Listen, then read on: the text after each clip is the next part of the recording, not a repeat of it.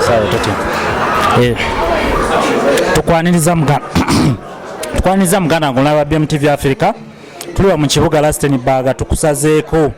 tutuse ne bana Uganda bali wano banekolera jange muganda wange amanyago gwana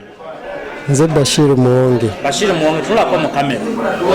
nze Bashir muwonge ampozi Bashir muwonge okola ki wano Rustenburg tuleeta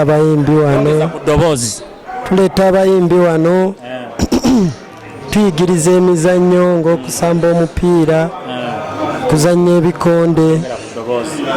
okuzannya omupiira n'emizannyo emirala. Mpozi ono muganda wa muwonge gwe tusanze ebigambo byera bitonotono ayigiriza emizannyo okusamba ng'omuli okusamba omupiira volleyball baleeta n'abayimbi ampozi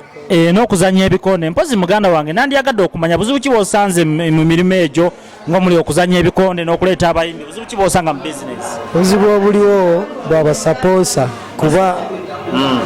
bwe tuba abagwira olw'empapula ze tulina tetufuna mangu basapoosa kubaako kye tutambuza kigenda mu maaso embwangu wewali obuzibu wokka naye ng'emirembe weegiri emirembe gyo weegiri kati ki kye wandyagadde embasi ya Uganda ekuyambe? Embasi ya Uganda enyambe naye nga njagala bambyongeze ku ddoboozi omulabi wa BMTV asooka embasi ya Uganda enyambe kwe kutukolerawo ofiisi eyamba abagwira bwe tuyinza okuddukira kwegamba nga tufunye obuzibu nga bafaayo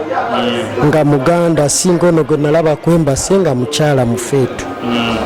obuzibu bwe obuzibu omusajja ono tubuulidde ti obuzibu bwe yasanga yasobola okusanga nga obuzibu ye bwe yafunamu mpozi nandyagadde okulaba akangezeeko okunoonya omusajja ono omulaasi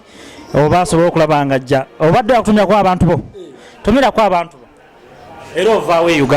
Uganda yongeza ku ddoboozi Uganda nva bweyogerere kireka bbanda tumira maama wange omwagalwa Hajati Yudaya n'abaana bange bataano Fazira Faizo Sharefu Bashira